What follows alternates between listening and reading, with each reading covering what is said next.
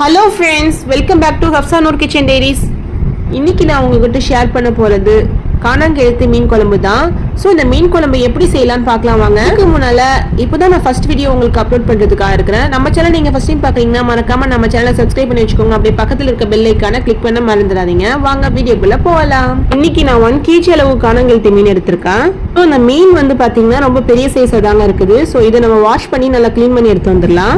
So இந்த மீன் குழம்புனா செய்யறா இருந்தேன்னா மீன் நம்ம ஃப்ரெஷ்ஷாக வாங்கி செய்யும்போது தாங்க இந்த மீனோட டேஸ்ட் ரொம்பவே நல்லா இருக்குங்க. நம்ம மீன் குழம்பு செய்யறதுக்கு முன்னாடி தேங்காய் நம்ம ரெடி பண்ணி எடுத்து வச்சுக்கணும். ஸோ இந்த தேங்காயில் என்னென்ன இன்கிரீடியன்ட் ஆட் பண்ணிருக்கோம்னு பார்த்தீங்கன்னா 1 டீஸ்பூன் ஜீரகம் ஆட் பண்ணிருக்கோம். ஒரு தேங்காயில் ஒரு அரை மூடி தேங்காயில் ஒரு கால்வாசி தான் நம்ம ஆட் பண்ணிருக்கோம்.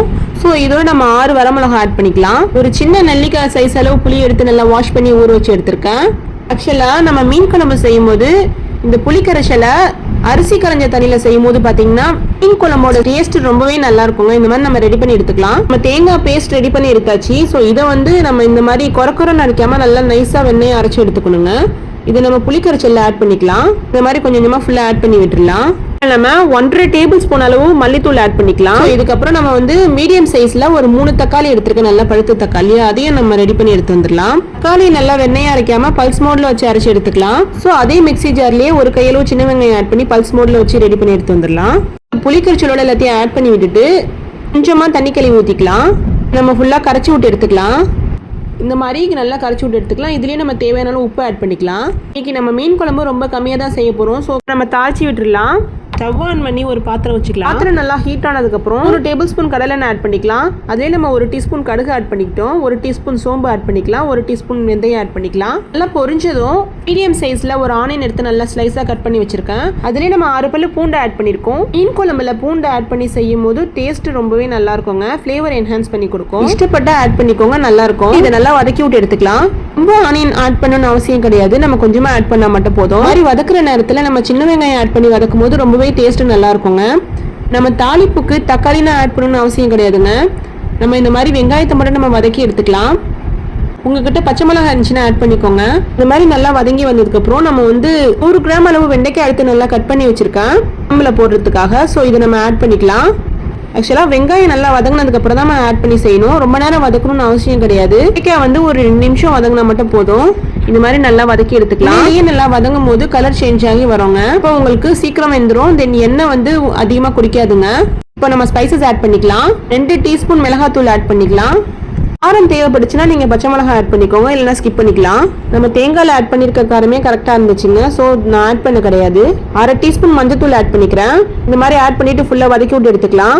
இந்த மாதிரி நல்லா ஃபுல்லாக வதக்கி விட்டு எடுத்துக்கலாம். எண்ணெய் பிரிச்சு வந்திருக்கு பாருங்க. இந்த மாதிரி கன்சிஸ்டன்சி இருக்கும்போது நம்ம புளி கரைச்சல் ரெடி பண்ணி வச்சோம் இல்லையா, ஸோ அதை நம்ம வந்து ஊற்றிக்கலாம். எப்போவாவது நீங்கள் மீன் குழம்பு செஞ்சீங்கன்னா பூண்டை ஆட் பண்ணி செஞ்சு பாருங்க. மீன் குழம்புக்கு டேஸ்ட் ரொம்பவே நல்லா இருக்குங்க. இது வரைக்கும் நீங்கள் ட்ரை பண்ணலாம், அதுக்கப்புறம் நீங்கள் ட்ரை பண்ணி பாருங்க. இந்த மாதிரி ஆணை வந்து நல்லா கொதி வரணும்.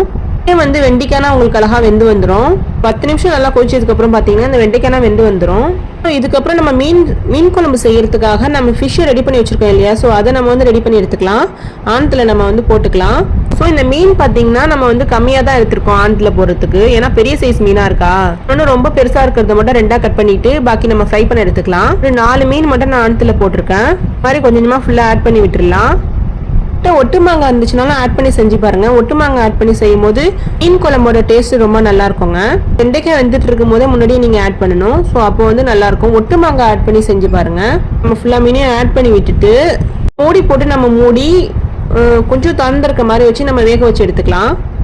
இந்த மாதிரி நம்ம காணாங்கழுத்த மீனா வாங்கி செய்யும் போது பார்த்தீங்கன்னா ஃப்ரீசரில் மேலே வச்சுட்டு நம்ம வந்து செய்கிற அன்னைக்கு எடுத்து செய்வோம். ஸோ அந்த மாதிரிலாம் நம்ம செய்யாமல் ஃப்ரெஷ்ஷாக செய்யும் போது மீனோட டேஸ்ட்டு ரொம்பவே நல்லா இருக்குங்க.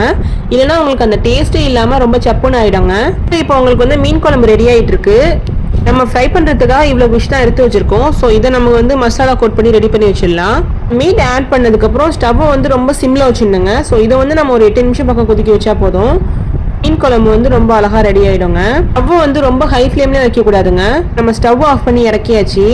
மீன் குழம்பு ரொம்ப அழகா ரெடி ஆயிடுச்சு பாருங்க. லாஸ்டா மேல கறி லீவ்ஸ் ஆட் பண்ணி சர்வ் பண்ணிடலாம். இந்த மீன் குழம்பு நம்ம செஞ்சு 2 மணி நேரம் நம்ம வச்சுட்டு அதுக்கப்புறம் நம்ம சாப்பிடும்போது பார்த்தீங்கன்னா இந்த மீன் குழம்போட டேஸ்ட் வந்து ரொம்ப நல்லா இருக்குங்க. எப்போவாவது நீங்க மீன் வாங்குனீங்கன்னா இந்த மாதிரி ட்ரை பண்ணி பாருங்க. நம்ம மீன் குழம்புல ஆட் பண்ண மசாலா எல்லாம் நல்லா செட் ஆகி மசாலா எல்லாம் அந்த மீனோட இறங்கி அந்த மீனோட டேஸ்ட்டும் இன்னும் நல்லா இருக்கும். சில பேர் எல்லாம் மீனை வாங்கி ஃப்ரிட்ஜில் வச்சிருவாங்க. ஸோ அதுக்கப்புறம் வந்து ஒரு 3 நாளோ இல்லை 4 நாளோ கழிச்சு செய்வாங்க. அந்த மாதிரிலாம் செய்யாம நம்ம ஃப்ரெஷ்ஷாக செஞ்சிருந்தாங்க மீனோட டேஸ்ட் நல்லா இருக்கும். எந்த மீன் வாங்கினாலுமே நீங்க ஃப்ரெஷ்ஷாவே செய்யுங்க. ஒரு 2 டேஸ்க்கு மேல நம்ம கீசர்ல வச்சு யூஸ் பண்ணா கூட மீனோட சத்துக்கள்லாம் இல்லாம போயிடுங்க. இந்த மீன்ல வந்து ஏகப்பட்ட நன்மைகள் இருக்குதுங்க. அதை நம்ம வந்து மிஸ் பண்ணக்கூடாது இல்லையா? ஸோ அதுக்காக தான் நான் சொல்றேன். நம்ம வந்து இதை ஒரு லிட்டை போட்டு க்ளோஸ் பண்ணி வச்சிடலாம். இங்கே நம்ம பக்கத்துலேயே மீடியம் சைஸ்ல தக்காளி எடுத்திருக்கோம், ஒரு 3 வரமிளகா எடுத்திருக்கோம், அதுலயே ஒரு 2 பல்லு பூண்டு ஆட் பண்ணிருக்கோம். இதே நம்ம கொஞ்சமா உப்பு ஆட் பண்ணிக்கலாம். இதே நம்ம கொஞ்சமா சோம்பு ஆட் பண்ணிக்கலாம். என்னடா மீன் குழம்பு செஞ்சுட்டு தோசைக்கு சட்னி ரெடி பண்ற மாதிரி ரெடி பண்ணிருக்கேன்னு யோசிக்காதீங்க. இது ரொம்ப ஸ்பெஷலான ஒரு ஹோம்மேட் மசாலான்னு சொல்றதை விட ஹேண்ட்மேட் மசாலான்னு சொல்றது தாங்க பெர்ஃபெக்டா இருக்கும். ரொம்ப நல்லா இருக்குங்க எல்லா டிஷ்க்குமே. அதாவது ஃபிஷ்க்கு மட்டும் தானே சொல்றேன், நல்லா இருக்குங்க. இதை ஆட் பண்ணி நம்ம மீனை ஃப்ரை பண்ணும் போது மீன் எல்லாத்தையும் நம்ம மசாலா கோட் பண்ணி ரெடி பண்ணி வச்சிடலாம். இதே நம்ம 1 டீஸ்பூன் மிளகாத்தூள் ஆட் பண்ணிக்கலாம், 1/2 டீஸ்பூன் மஞ்சள் ஆட் பண்ணிக்கலாம். வேணும்னா நீங்க 1/2 லெமன் ஸ்வீஸ் பண்ணி விட்டுக்கோங்க. இப்போ நம்ம எதுவுமே ஆட் பண்ணணும்னு அவசியம் கிடையாது. இதை நம்ம ஃபுல்லா மிக்ஸ் பண்ணி எடுத்துக்கிட்டோம். ஸோ இதை நம்ம வந்து ஒரு 10 நிமிஷம் பக்கம் மேரினேட் பண்ணி வச்சிடலாம். இந்த மசாலா எல்லாம் அந்த மீனோட ஃபுல்லா கோட் ஆகிற அளவுக்கு நல்லா மிக்ஸ் பண்ணி எடுத்து ஒரு 10 நிமிஷம் வச்சிடுறோம். இதை நம்ம ஃப்ரை பண்ணி எடுத்துக்கலாம். இதை நம்ம ஒரு 2 பேட்சா ஃப்ரை பண்ணி எடுத்துக்கலாம். ஃபர்ஸ்ட் பேட்ச் வந்து ஃப்ரை பண்ணி எடுத்துக்கிட்டு நெக்ஸ்ட் செகண்ட் பேட்ச் ஆட் பண்ணிக்கலாம். இந்த மாதிரி நம்ம மேரினேட் பண்ணி வச்சு செய்யும் போது மீனோட டேஸ்ட் ரொம்ப நல்லா இருக்குங்க. ஃப்ளேவர்னா நல்லா இறங்கி ரொம்ப டேஸ்டா இருக்குங்க. நம்ம மீன் குழம்பு செஞ்சு 2 மணி நேரம் கழிச்சு தான் நம்ம சாப்பிட போறோம். ஸோ பாருங்க மீன் குழம்பு எவ்வளவு அழகா இருக்கு பாருங்க பாக்குறதுக்கு. மீனும் நல்லா முழுமையா வெந்திருக்கு. உங்ககிட்ட மல்லி புதினா இருந்துச்சுன்னா லாஸ்டா ஆட் பண்ணி கூட நீங்க சர்வ் பண்ணிடலாம். ஏன் மீன் குழம்புக்கு நம்ம லாஸ்டா கருவேப்பிலை ஆட் பண்ணணும்னு பாத்தீங்கன்னா மீன் குழம்போட டேஸ்ட் நல்லா இருக்குங்க. இந்த மாதிரி ஆட் பண்ணி செய்யும் போது கருவேப்பிலையோட ஃபிளேவர் வந்து இந்த ஆந்திர நல்லா இறங்கி வந்திருக்கோங்க. டேஸ்ட்டும் நல்லா இருக்கும். நம்ம ஆட் பண்ண மீன் வந்து நல்லா முழுமையா வெந்து வந்திருக்கு பாருங்க, நல்லா உடையாம அழகா. இப்போ நம்ம செகண்ட் பேட்சையும் நம்ம ரெடி பண்ணி எடுத்துக்கலாம். ரொம்ப டேஸ்டியான காணாங்கழுத்த மீன் குழம்பு அண்ட் காணாங்கழுத்தி ஃபிஷ் ஃப்ரை ரெண்டுமே ரெடி ஆயிடுச்சு உங்களுக்கு அழகா. இதே மெத்தட்ல கண்டிப்பா ட்ரை பண்ணி பார்த்துட்டு எப்படி இருந்துச்சுன்னு கமெண்ட் செக்ஷன்ல சொல்லுங்க. உங்களுக்கு இந்த வீடியோ பிடிச்சிருக்குன்னு நம்புறேன். மறக்காம உங்க ரிலேட்டிவ்ஸ்க்கு, உங்க ஃப்ரெண்ட்ஸ் அண்ட் ஃபேமிலிக்கு ஷேர் பண்ணுங்க. உங்களுக்கு இந்த மாதிரி ஹெல்தியான ரெசிபிஸ் அண்ட் இன்ட்ரெஸ்டிங்கான வீடியோக்கு மறக்காம ஹப்சா நோட் கிச்சன் டைரிஸ் சேனலை சப்ஸ்கிரைப் பண்ணி வச்சுக்கோங்க. அப்படியே பக்கத்துல இருக்க பெல் ஐகானை கிளிக் பண்ண மறந்துடாதீங்க. தேங்க்ஸ் ஃபார் வாட்சிங்.